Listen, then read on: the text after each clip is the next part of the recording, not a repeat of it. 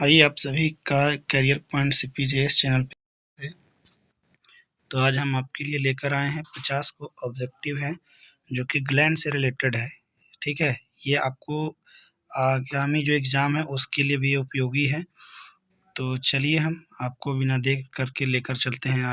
तो आइए आपको एक कोटेशन के साथ हम स्टार्ट करते हैं कि मैं कर सकता हूँ इस उम्मीद के साथ, किसी भी कार्य को करने में सफलता का मिलना तय है। तो आइए हम आपको सबसे पहला क्वेश्चन लेकर आते हैं। ये देखिए, इम्पॉसिबल को पॉसिबल कैसे बनाया जाता है। ये सबसे पहले ग्लैंड से जो रिलेटेड है उसको लेते हैं। तो सबसे पहला सवाल है ना। इसके पीछे भी जो लेक्चर है वो बना हुआ है, आप उससे जाकर देख सकते हैं। ठीक है, तो सबसे पहला सवाल आपके पास आ रहा है, अंतःस्रावी ग्रंथियाँ कौन सी होती है। तो ये बिना नलिका की, मतलब इसमें नली वगैरह नहीं होता है। ठीक है, तो इसको हम कहते हैं अंतःस्रावी ग्लैंड। सही है। तो ये अंतःस्रावी ग्लैंड्स में कौन आ जाएंगे, जिसमें डक्ट नहीं होते हैं। ठीक है, ये सीधे अपना उत्पाद जो है, प्रोडक्ट है, ये अपने ब्लड में छोड़ता है, ये डक्टलेस होती है। दूसरा क्वेश्चन आपके साथ है, कहता है अंतःस्रावी ग्रंथियों से क्या स्रोत है, का स्रोत क्या है। तो है हार्मोन। हार्मोन हमारे शरीर के अंदर ग्रंथियों के द्वारा कम मात्रा में स्रावित की जाने वाली रासायनिक पदार्थ होती है, जिसकी सहायता से जंतुओं की शारीरिक नियंत्रण और समन्वय होती है।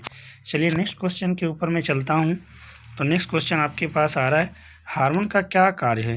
हार्मोन का क्या कार्य है। तो सबसे पहले हार्मोन का कार्य है शरीर के विभिन्न क्रियाओं को समन्वय करना। क्या है, शरीर के विभिन्न क्रियाओं को समन्वय करना। मानव शरीर की सबसे बड़ी ग्रंथि क्या है। तो सबसे बड़ी ग्रंथि आपका है, अंतःस्रावी ग्रंथि पूछेगा तो थायराइड ग्रंथि है। बट दोनों में पूछेगा तो आपको सिर्फ और सिर्फ बताना है अकृत, अगर दोनों में पूछेगा तो। लेकिन अंतःस्रावित पूछेगा तो आपका क्या बन जाएगा, थायराइड ग्रंथि। ठीक है, अगर दोनों से केवल पूछ ले कि आपको सबसे बड़ी ग्रंथि कौन है, तो यकृत बताना है, लीवर। बट अंतःस्रावी पूछेगा तो थायराइड हो जाएगा। ठीक है, चलिए नेक्स्ट क्वेश्चन आपके पास आ रहा है, वो है आपका थायराइड ग्रंथि कहाँ स्थित होता है। तो इसकी पूछ दिया, इसका स्थिति क्या है। तो थायराइड ग्रंथि अगर मैं बात करूँ तो ये थायराइड ग्रंथि आपके जो नेक होती है, गर्दन जहाँ स्वरंत्र होता है वहाँ उपस्थित होता है ये। ठीक है, 5 नंबर। 6 नंबर में थायराइड ग्रंथि से कौन से हार्मोन स्रावित होती है। तो इसका नाम है थायरोक्सिन। क्या नाम है, थायरोक्सिन। ये थायरोक्सिन जो है डायरेक्टली प्रोपोर्शनल टू, पता है किसका होता है। ये थायरोक्सिन जो होता है आपको आयोडीन का, आयोडीन की कमी हो जाएगी तभी घेघा रोग होती है।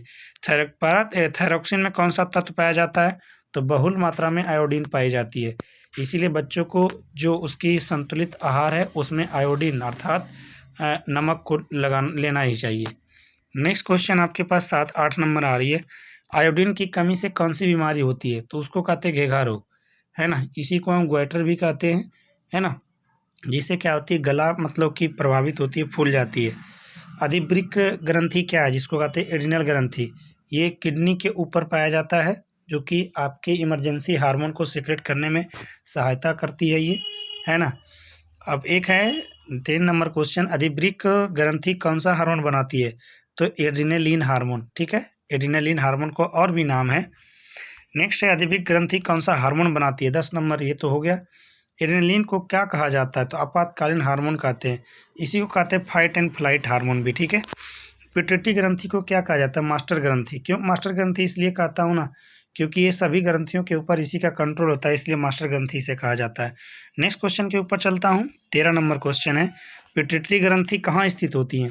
तो पिट्यूटरी ग्रंथि ये मस्तिष्क के आधारीय भाग से स्थित होती है ना। ये 13वां नंबर है। और ये मास्टर ग्रंथि इसलिए नाम पड़ा इसको, क्योंकि इसके अंदर सारा का सारा ग्लैंड्स होते हैं। ठीक है, इसके वजह से ही। अग्नाशय क्या है। तो ये अग्नाशय कौन सा हार्मोन, तो इंसुलिन।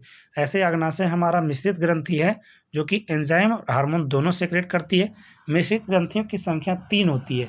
एक का नाम, एक तो आपका टेस्टीज है, ओवरीज है, जिसको कहते हैं अंडाशय, और एक आपका इंसुलिन है। तो ये जब एंजाइम सेक्रेट करती है तो ये पैनक्रियाटिक जूस, और जब ये हार्मोन सेक्रेट करती है तो इंसुलिन। नेक्स्ट क्वेश्चन है, इंसुलिन का क्या कार्य है। तो रक्त में शर्करा को नियंत्रित करना। इंसुलिन की कमी से होने वाली रोग क्या है, मधुमेह। मधुमेह बीमारी, जिसको कहते हैं हम चीनिया रोग भी। ठीक है, तो इससे बचने के लिए लोगों को कम से कम शर्करा, ग्लूकोज अर्थात चीनी का सेवन करना चाहिए। ठीक है, ये रक्त में शर्करा को नियंत्रित करता है। इंसुलिन की कमी से कौन सी बीमारी होती है, मधुमेह, जिसे आप इंग्लिश में कहते हैं डायबिटीज। ठीक है, अब इसे एक मतलब कि इसका अत्यंत ही अचूक दवा आपका है करेला। करेला का जूस पीने से आपको ये बहुत जल्दी ही नियंत्रित हो जाता है। है ना। चलिए नेक्स्ट क्वेश्चन आ रहा है कि पीनियल ग्रंथि से कौन सा हार्मोन सेक्रेट होती है, तो मेलाटोनिन, है ना, मेलाटोनिन। अब मेलाटोनिन का क्या काम है, तो ये नींद लाने का काम करता है। मेलाटोनिन एक्टिव कब रहता है, ये आपका जो है मेलाटोनिन अंधेरे में एक्टिव होती है, लाइट में एक्टिव नहीं होती है ना, डीएक्टिवेट हो जाती है। मेलाटोनिन बच्चों में बहुत ज़्यादा मात्रा में स्रावित होती है, जिसके कारण से बच्चों को ज़्यादा नींद आती है। देखते होंगे कि जो बच्चे होते हैं 4 महीने 2 महीने का, उसे बहुत नींद आती है, जैसे उसकी माँ उसको खिला पिला के सुला दी तो बहुत देर तक सोया रहेगा, जब तक माँ उसकी सारी काम निपटा देती है। मेलाटोनिन का क्या काम है, तो नींद जागने की लय को नियंत्रित करता है ना, कितना नींद क्या करना है, कब उठना है। पैराथायराइड ग्रंथि कौन सा हार्मोन बनाती है, तो पैराथायरॉक्सिन हार्मोन बनाती है, ठीक है। नेक्स्ट क्वेश्चन आपके पास आ रहा है, कहता है कि पैराथायरॉक्सिन का कार्य क्या है, रक्त में कैल्शियम को नियंत्रित करना। और कैल्शियम का अगर कमी आपके शरीर के अंदर होती है तो आपकी दांत है, आपकी हड्डियां हैं, ऑस्टियोमोलिसिस का शिकार हो सकते हैं, उससे आपकी हड्डियां टेढ़ापन हो सकती है, आपके हड्डियों में छिद्र हो सकती है।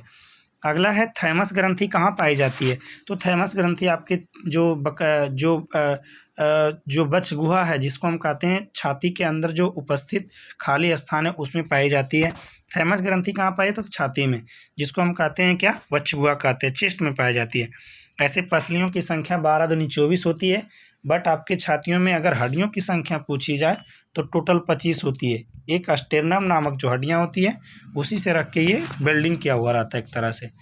नेक्स्ट क्वेश्चन आ रहा है आपका, थाइमस हार्मोन का क्या काम है, प्रतिरक्षा प्रणाली। ये थाइमस जो ग्लैंड्स है, तो थाइमस ग्लैंड से ही थाइमस हार्मोन निकलती है, और ये 15 साल तक के बच्चों में निकलती है। यही कारण है कि 15 साल से कम उम्र के बच्चों को जल्दी भूख नहीं लगती है, क्योंकि उसके शरीर में प्रोटीन की मात्रा को कंट्रोल करना और उसके प्रतिरक्षा तंत्र को जो विकसित करने का काम करता है, यही कारण है कि बच्चे अगर खेल कूद में भी बहुत लेट जाते हैं तो उनको जल्दी कोई बीमारी नहीं होती है। एक है गोनाड ग्लैंड्स, इसको हम कहते हैं जनन ग्रंथि से संबंधित है। मेल और फीमेल में दोनों में अलग अलग तरह का ये गोनाड ग्लैंड्स पाए जाते हैं, है ना। फीमेल में आपको 2 तरह का हार्मोन मिलेंगे, जिसका नाम है प्रोजेस्टेरॉन और एक है एस्ट्रोजन, ठीक है। यहाँ तक कि ऑक्सीटोसिन भी होती है। ऑक्सीटोसिन को ही बर्थ हार्मोन कहते हैं, क्योंकि कोई भी माँ अपने बच्चे को जन्म देती है तो उस समय जो स्तन ग्लैंड्स है, उसके अंदर दूध लाने का काम इसी का होता है, ठीक है। अब तो कृत्रिम तरीके से जानवरों में ऑक्सीटोसिन का जो इंजेक्शन है, उससे लगा करके उससे दूध निकाला जा रहा है, जो कि कानूनन एक तरह से अपराध माना गया है। इस पर हमारी सरकार रोक लगाई है, जिससे क्या होती है कि बहुत सारा की बीमारी भी हो सकती है उससे। खास करके बच्चों को जो होते हैं उनको नहीं देना चाहिए, क्योंकि केमिकल तरीके से ज़बरदस्ती जंतुओं से दूध का निकालना एक जो है ये दुष्प्रभाव है। पुरुषों में कौन सी ग्रंथि पाई जाती है, तो ये वृषण पाई जाती है, परंतु जो फीमेल है, महिला है, उसमें एक जो ग्लैंड्स पाए जाते हैं, उस ग्लैंड्स का नाम है जो अंडाशय है, वो पाई जाती है उसके जगह। चलिए नेक्स्ट क्वेश्चन आपके पास आ रहा है 25 नंबर, कौन सा हार्मोन स्रावित होता है वृषण से, तो टेस्टोस्टेरॉन।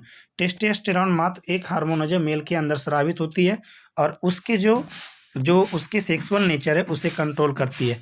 टेस्टोस्टेरॉन का क्या कार्य है, तो टेस्टोस्टेरॉन का मुख्य कार्य है कि पुरुषों में द्वितीयक यौन विकसित करने का काम करते हैं। स्त्रियों में कौन सी जनन ग्रंथि है, तो ये अंडाशय है।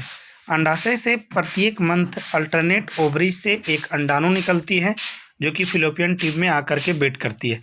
नेक्स्ट है, अंडाशय में कौन सी हार्मोन स्रावित होती है, तो एस्ट्रोजन और प्रोजेस्टेरॉन। एस्ट्रोजन का क्या काम है, तो ये ओव्यूल को जो निकलने का काम करता है उसको कंट्रोल करने का काम करेगा।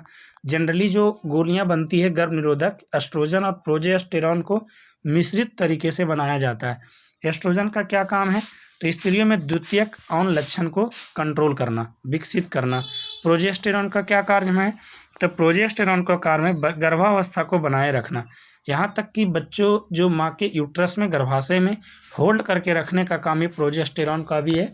एड्रेनलिन हार्मोन किस समय स्रावित होती है, तो एड्रेनलिन हार्मोन एड्रिनल ग्रंथि से स्रावित होती है, और उस समय ये स्रावित होती है जिस समय आप अत्यधिक गुस्सा तनाव करेंगे उसी समय, और इसी को कहते हैं हम इमरजेंसी हार्मोन भी। नेक्स्ट क्वेश्चन आपके पास आ रहा है 32 नंबर, कहता है कि ग्रोथ हार्मोन कहाँ से स्रावित होती है, तो पिट्यूटरी ग्रंथि से, ठीक है। पिट्यूटरी ग्रंथि सबसे छोटी ग्रंथि कौन सी है, पिट्यूटरी ग्रंथि, पीयूष ग्रंथि, जिसको मास्टर ग्रंथि कहते हैं। ग्रोथ हार्मोन की अधिकता से क्या होती है, गिगाटिनिज्म। ग्रोथ हार्मोन बहुत ज़्यादा बढ़ जाएगा तो आपके लंबेपन की बीमारी होगी, पैर हाथ पूरा एकदम लंबा हो जाएगा, बट शरीर का विकास नहीं हो पाएगा। ग्रोथ हार्मोन की कमी से क्या होता है, तो बौनापन होता है, जिसको कहते हैं ड्वार्फिज्म, है ना। अगर ग्रोथ हार्मोन किसी में कम मात्रा में स्रावित होती है तो उसे बौनापन बीमारी हो जाएगी, ठीक है। 35 नंबर क्वेश्चन, इंसुलिन का स्राव अधिक होने पर क्या होता है, तो रक्त में शर्करा की मात्रा को घट जाती है, इंसुलिन स्रावित हो जाएगी तो। नेक्स्ट क्वेश्चन आपके पास आ रहा है, वो आपका नेक्स्ट क्वेश्चन है 36, एड्रेनलिन को एक और नाम से तो एपिनेफ्रिन कहते हैं इसे, इसका क्या काम है, वही एड्रिनल ग्रंथि से भी। तो हार्मोन किस प्रकार से रक्त में कार्य करते हैं, तो रसायन संदेश वाहक का काम करते हैं। सभी ग्रंथियों को समन्वय करने का काम कौन करता है, तो ये आपका 38 नंबर पिट्यूटरी ग्रंथि काम करता है ना। मास्टरों का मास्टर ग्रंथि किसे कहते हैं, तो हाइपोथैलेमस को कहते हैं, ठीक है। अगला क्वेश्चन है, अंतःस्रावी ग्रंथियों पर की अंतःस्रावी ग्रंथि प्रणाली का संबंध किस प्रणाली से, तो तंत्रिका तंत्र से। मानव शरीर में कितनी प्रमुख अंतःस्रावी ग्रंथियां, 7 से 8, है ना, बहुत सारे हैं ऐसे। हाइपोथैलेमस ग्रंथि है, पिट्यूटरी ग्रंथि है, पिनियल ग्रंथि है, थाइमस ग्रंथि है, गोलार्ड ग्लैंड्स जिसको कहते हैं जनन ग्रंथि है, अधिब्रीक है, पेनक्रियाज है, ये सारी ग्रंथियां उसके अंदर अंतःस्रावी सभी का सभी है। एड्रेनलिन का असर किस अंग पर होता है, तो हार्ट पर होता है, क्योंकि हार्ट बीट को क्या करता है, ये बढ़ा देता है। एड्रेनलिन का असर किस अंग पर होता है, तो हार्ट के ऊपर होता है, ये तो आपको बता दिया। इंसुलिन की खोज किसने करी, तो बैटिंग और बेस्ट ऐसे भी मानव हार्मोन का ही वो इन्होंने खोजा है। थायराइड ग्रंथि को अधिक सक्रिय होने से कौन सी बीमारी होती है, बेस्डो रोग होता है। पिट्यूटरी ग्रंथि किस प्रकार की ग्रंथि है, तो ये मिश्रित ग्रंथि है, मैंने बता दिया कि मिश्रित ग्रंथि 3 ही होते हैं।